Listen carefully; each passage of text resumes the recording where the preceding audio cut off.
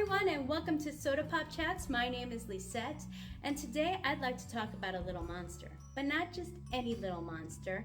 It is a little creature that has captured the hearts of people all over the world. Now, I don't get it.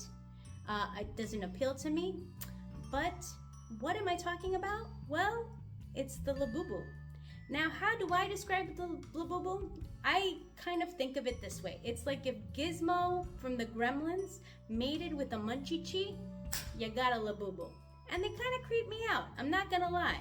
But I do understand the appeal because I am a collector myself, and people like to acquire things that are unique and exclusive, and the Labubu is just that. So where did these little monsters come from?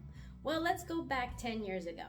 In 2015, a Hong Kong-born artist by the name of Kasing Lung, who happens to have been raised in the Netherlands, was inspired by Nordic folklore and mystical tales that he read as a child, and decided to do his own book series called The Monsters. In 2019, Pop Mart saw the potential of the Labubu and decided to make them into collectible exclusive toys. And not only that, they decided to put them in blind boxes, which makes them even more enticing. So now let's fast forward to 2024 to today. And you have K-pop artist Lisa, pop stars like Rihanna, and Dua Lipa carrying around these strange little dolls on their bags. And soon it became a global trend, and this is how the Labubu craze was born. What's even more interesting is that this simple Labubu doll has transformed from being first a book series to these exclusive toys, keychains, and now is like a fashion accessory. So you have these people carrying around these Labubu dolls on their bags, and some will even have a special plastic case so they won't get damaged. But it's interesting to see the explosion of this one strange looking doll.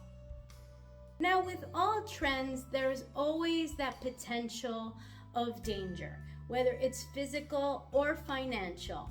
Now, these dolls have caused people to literally fight over them and even steal them. And in one case in the UK, Pop Mart had to stop selling them for a little while because there were literally people fighting over them. It kind of reminds me of the 80s when the Cabbage Patch was first out in stores and people were literally fighting to get these dolls. And look where we are now. I mean, yes, Cabbage Patch dolls are still around, but was it worth the fighting? I don't think so. I loved my Cabbage Patch dolls, don't get me wrong, very fond of them, but I don't think physical violence is worth any item. So please be kind to each other. Now, the other danger is financial. Yes, some people will steal these dolls. Other people will steal your money because they know you want to have these Labubus. So just be careful if you decide to buy a Labubu somewhere other than Pop Mart. There are people online and the TikTok shops that are selling versions of Labubus that are known as Lafufus because they are fakes trying to pass off as legitimate Labubus. And there are ways you can tell if a Labubu is legitimate or not. So I'm going to actually put in the description a Forbes article link that basically tells you what's the difference and kind of how to protect yourself. So please be careful when purchasing anything online. Just make sure it's legit if you want the legitimate product. Now, there are versions in stores that are inspired by Labubus, but they are legitimate products. And one such store is Five Below, and they sell these cute little plush toys called Labubus. Now, as you can see, it looks a little different. It doesn't look as scary. So these are more of an affordable option if you want to get them for your child or for yourself.